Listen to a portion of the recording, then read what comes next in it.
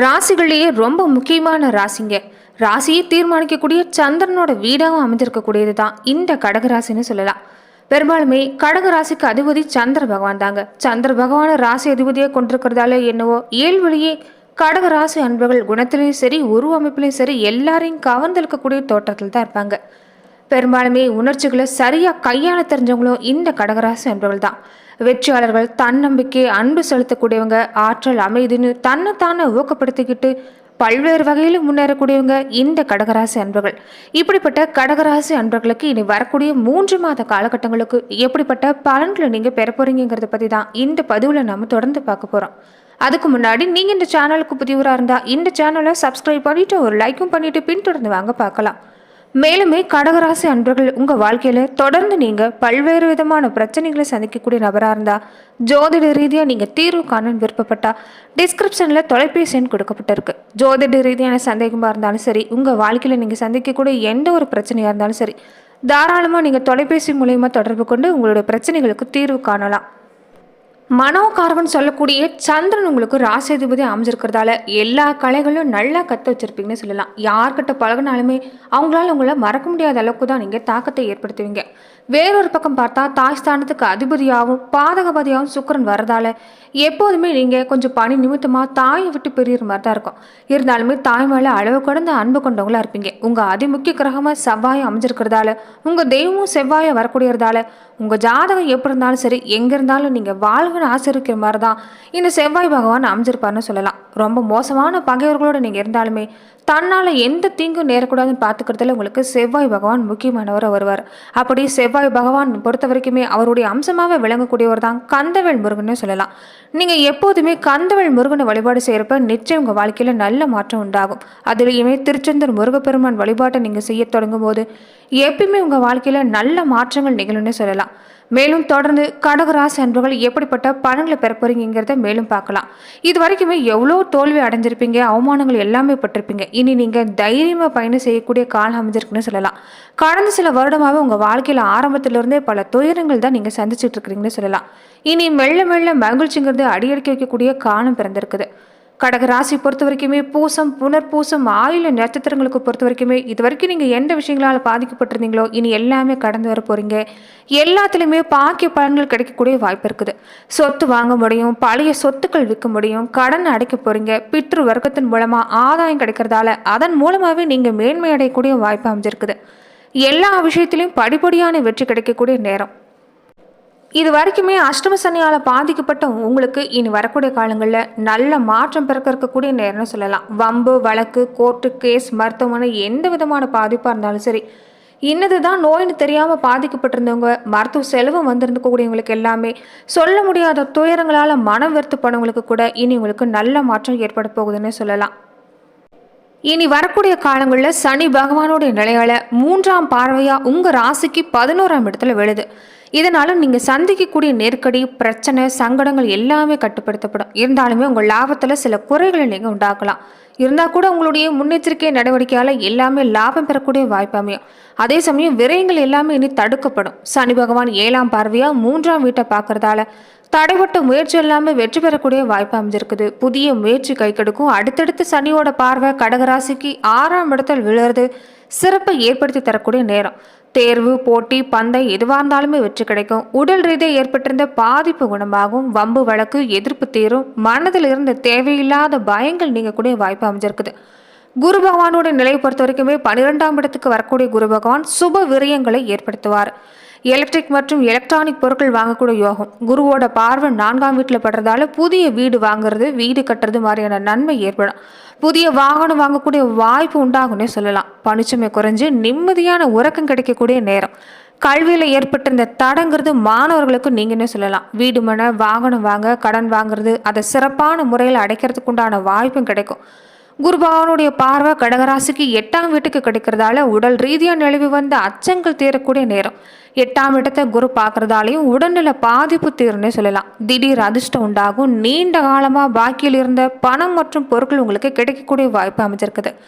ராகு கேதுவோட நிலை பொறுத்த வரைக்குமே ராகு 8ஆம் இடத்துக்கு வர்றது அவ்வளோ பெரிய சிறப்புகள் தராது. ஒரு சின்ன சின்ன உடல் உபாதை ஏற்படலாம்னு சொல்லலாம். இந்த அஜீரண கோளாறு, செரிமான பிரச்சனை, வயிற்று வலி மாதிரியான பிரச்சனை வர வாய்ப்பு இருக்குது. அதனால சாப்பிட்ற சாப்பாட்டில் கொஞ்சம் கவனம் பாருங்க. ஒரு சிலருக்கு இந்த உணவு ஒவ்வாமை உண்டாகக்கூடிய வாய்ப்பு அமைஞ்சிருக்குது. கேதுவை பொறுத்த வரைக்குமே 2ஆம் இடத்துக்கு வர்றது உங்களுக்கு அவ்வளவு சிறப்பு இல்லைன்னு சொல்லலாம். பண வரவுல ஆரம்பத்தில் ஒரு தடை, குடும்பத்தில் சிக்கல்கள் உண்டாகும். பேசும் வார்த்தையில் கவனமாக இருந்துட்டு வர்றது முக்கியம். அதே மாதிரி இந்த பற்கள், கண் தொடர்பான விஷயங்களை கொஞ்சம் கவனமாக இருந்துட்டு வந்தீங்கன்னா பெரிய அளவில் பாதிப்பு இல்லைன்னு சொல்லலாம். தொடர்ந்து இந்த புத்தாண்டு தொடக்கத்தில் பொறுத்த வரைக்குமே பொருளாதார ரீதியாக சிறப்பாக இருக்குன்னு சொல்லலாம். மார்ச் மாதம் வரைக்குமே உங்களுக்கு சனி பகவான் சாதகமில்லாத நிலையில் இருந்திருப்பார். இதே மாதிரி ராகுவோட தாக்கம் அதிகரித்து சில எதிர்மறை விளைவுகள் இது வரைக்குமே ஏற்படுத்தியிருக்குன்னு சொல்லலாம். கடந்த சில ஆண்டுகளை விட இனி வரக்கூடிய காலங்களில் உங்கள் நிதி நிலைமை சிறப்பாக இருக்கும். மேலுமே கடின உழைப்புக்கு நீங்கள் தயாராக போகிறீங்க. பெரும்பாலான அளவுக்கு வருவாய் கிடைக்குன்னு சொல்லலாம். அதே சமயங்களில் செலவும் கொஞ்சம் இருக்கும். அது எல்லாமே சுப செலவாக மாற்றிக்க முயற்சி செய்யுங்க. நல்ல நோக்கத்துக்காக உங்களுடைய விஷயங்கள் செயல்படுறப்ப வழக்கத்தை விட சிறந்த பலனை ஏற்படுத்தி தரும். கடன் வாங்கக்கூடிய அவசியம் இருந்தால் மட்டும் இந்த நேரத்தில் வாங்க பாருங்க. ரொம்ப முக்கியமாக தேவைக்கு மட்டும் கடன் வாங்கினா நல்லது. அதே மாதிரி இந்த காலத்தில் எந்த ஒரு தொழில் முதலீடாக இருந்தாலும் உங்களுடைய புத்திசாலித்தனத்தை பயன்படுத்தி செயல்படுத்த பாருங்க. திருமண வாழ்க்கை பொறுத்த வரைக்குமே திருமண வயசு எட்டிருக்கக்கூடியவங்களுக்கு எல்லாமே இந்த ஆண்டோட தொடக்கத்திலேயே திருமண பேச்சுவார்த்தை ஆரம்பமாகும். அதே மாதிரி காதல் உறவுல ஏற்பட்டிருந்த பிரச்சனைங்கிறது இருக்காதுன்னு சொல்லலாம். சனி பயிற்சி காலங்கள் தொடர்ந்து வரக்கூடிய நேரத்தை பொறுத்த வரைக்குமே காதல் வாழ்க்கைக்கு புதிய திருப்பங்கள் ஏற்படுத்தி தரக்கூடிய நேரம். கடகராசிக்கு பொறுத்த வரைக்குமே வண்டி வாகனம் வாங்கக்கூடிய வாய்ப்பு பெற போறீங்க. நிலம், வீடு இல்லைன்னா கட்டிடம் வாங்கக்கூடிய சாதகமான யோகம் உங்களுக்கு கிடைக்கும். சனி குரு உங்களுக்கு பொறுத்த வரைக்குமே சாதகமான இடங்கள் இருக்கிறதால இந்த வகை யோகங்கள் எல்லாமே உங்களுக்கு கிடைக்க வாய்ப்பு இருக்குது. கடந்த காலத்தில் தொழில் பிரச்சனைகளுக்கு பொறுத்த வரைக்குமே இனி வரக்கூடிய காலங்களில் தீர்வு கிடைக்கும். உங்கள் இலக்கை நோக்கி நீங்கள் உறுதியாக முன்னேற போகிறீங்க. இதுக்காக கொஞ்சம் நீங்கள் கடினமாக உழைப்பு கொடுக்குற மாதிரி தான் இருக்கும். குறிப்பாக மார்க்கெட்டிங் துறையில் இருக்கக்கூடியவங்களுக்கு இனி வரக்கூடிய காலங்களில் சிறப்பாக அமையும். குரு பயிற்சி காரணமாக சிலருக்கு அலுவலகத்தில் சக ஊழியர்கள் மற்றும் மேலதிகாரிகள் எதிராக நடப்பாங்க. அதனால் முடிஞ்ச வரைக்குமே சூழ்நிலையை சாதகமாக மாற்ற முயற்சி செய்யுங்க. முடிஞ்ச வரைக்குமே இந்த காலத்தில் பேச்சுவார்த்தையில் கவனமாக இருக்கிறது நல்லது. மேலதிகாரிகளோடு பொறுத்த வரைக்குமே கொஞ்சம் இணக்கமாக நடக்க முயற்சி செய்யுங்க. வேலை மாற்றத்துக்காக ஏற்ற காலமாக தான் இனி வரக்கூடிய காலம் அமையும். எந்த சவாலையும் தைரியமாக சமாளிக்க உங்களை நீங்கள் தயார்படுத்திக்கிறது நல்லதுன்னே சொல்லலாம். வியாபாரிகளாக இருக்கக்கூடியவங்களுக்கு வியாபார ரீதியாக இனி வரக்கூடிய காலம் சிறப்பாக அமையும். அது மட்டும் இல்லாமல் கடந்த சில ஆண்டுகளை விட உங்களுக்கு நல்ல பலன் ஏற்படக்கூடிய வாய்ப்பு அமைஞ்சிருக்குது. வியாபார தொடர்பான முடிவுகள் இந்த நேரம் கவனித்து நீங்கள் முடிவெடுக்க வேண்டியது அவசியம். அவசரப்பட்டு எந்த முடிவும் எடுக்காதீங்க. வேலை வியாபாரத்தை பொறுத்த வரைக்குமே சில சிக்கல்கள் உருவாகக்கூடிய வாய்ப்பு இருக்குது. இதனால் பெரிய தடை தாமதங்கிறது இருக்காது. கடின உழைப்பு தேவைப்படக்கூடிய காலம். இறக்குமதி ஏற்றுமதி தொழில் இருக்கக்கூடியவங்களுக்கு இனி வரக்கூடிய காலம் உங்களுக்கு சிறப்பாக அமைன்னு சொல்லலாம். பெரும்பாலுமே கல்வி பொறுத்த வரைக்குமே சிறப்பான முன்னேற்றம் பெறக்கூடிய நேரம். குருவோட சாதகமான நிலைமையால் மாணவர்களுக்கு படிப்பில் அதிக ஆர்வம் இருக்கும். வெளிநாட்டில் படிக்க மாணவர்களாக இருந்தால் கடினமாக நீங்கள் படிக்க முயற்சி செய்யுங்க. ராகு கேது பேச்சால் குடும்பத்தில் கருத்து வேறுபாடுங்கிறது ஏற்படலாம். இதனால இந்த நேரத்தில் குடும்பத்தில் கொஞ்சம் கோபத்தை கட்டுப்படுத்துறது நல்லது. விவாதம் செய்யறத தவிர்க்க பாருங்க. மாணவர்கள் இந்த கவன சிதறல்களை நீங்கள் தவிர்த்துட்டு முழு முயற்சியோடு படிச்சீங்கன்னா கண்டிப்பாக கல்வியில் நல்ல முன்னேற்றம் ஏற்படக்கூடிய வாய்ப்பு அமைஞ்சிருக்குது. கடகராசி அன்பர்களுக்கு பொறுத்த வரைக்குமே இந்த காலத்தில் உங்களுக்கு சின்ன சின்ன சவால்கள் இருந்தாலுமே ஒவ்வொரு நிலையுமே உங்களை வலுப்படுத்தக்கூடிய வாய்ப்பை ஏற்படுத்தி தரும். உங்களுக்கு சக்தி அதிகரிக்கக்கூடிய நேரம். இதனால உங்கள் செல்வாக்கு சிறப்பாக இருக்குன்னு சொல்லலாம். சனிக்கிழமையான அருகில் இருக்கக்கூடிய ஆஞ்சநேயர் வழிபாடு செஞ்சுட்டு வர பாருங்க. அதே மாதிரி நீங்கள் சனிக்கிழமை நாட்களில் சனீஸ்வர பகவானுக்கு எள்ளெண்ணெய் தீப ஏற்றி வழிபாடு செஞ்சுட்டு வருது நிச்சயமாக நல்ல பலனை ஏற்படுத்தி தரும். சுபகாரியங்கள் எல்லாமே வேகமாக நடக்கக்கூடிய வாய்ப்பை ஏற்படுன்னு சொல்லலாம். மொத்தத்தில் கடகராசி அன்பர்களுக்கு பழைய பிரச்சனைகள் எல்லாமே படிப்படியாக தீரக்கூடிய வாய்ப்பு அமைஞ்சிருக்குது. மனமகிழ்ச்சி தரக்கூடிய சம்பவம் நிகழக்கூடிய மாதங்கள். ராசியை பொறுத்த வரைக்குமே இனி வரக்கூடிய காலங்களில் நீச்ச பங்கு ராஜயோகம் ஏற்பட போகுது. வாக்கு வன்மையால் நன்மை ஏற்படும். எந்த துறையில் இருக்கக்கூடியவங்களுக்கும் லாபங்கிறது ஓரளவுக்கு உங்களுக்கு கிடைக்குன்னு சொல்லலாம். பிள்ளைகளுக்கு சுப நிகழ்ச்சிகள் நடக்கக்கூடிய வாய்ப்பு அமைச்சிருக்குது. பதவி உயர்வு, புதிய பொறுப்பு வந்து சேரும். குடும்ப உறுப்பினர்கள் இனி ஒருத்தருக்கு ஒருத்தர் புரிஞ்சு செயல்பட போறாங்க. பொருளாதார முன்னேற்றம் மகிழ்ச்சி கொடுக்கக்கூடிய வகையிலும் தாராள தனவரவு ஏற்பட்டாலும் இந்த நேரத்தில் சுப விரைவு கூடவே இருக்கும். கடன் தொல்லையிலிருந்து கொஞ்சம் கொஞ்சமாக மீண்டு வர போறீங்க. கடன் பிரச்சனையால் நீண்ட நாட்களாக இருந்துட்டு வந்த ஒரு சுணக்கமான நிலைமைங்கிறது இனி மாறும். தொடர்ந்து இந்த நேரத்தில் பொறுத்த வரைக்குமே உத்தியோக ரீதியாக சிறப்பான பணிகளை செஞ்சு முடிக்கிறதால நல்ல மாற்றம் கிடைக்கும்.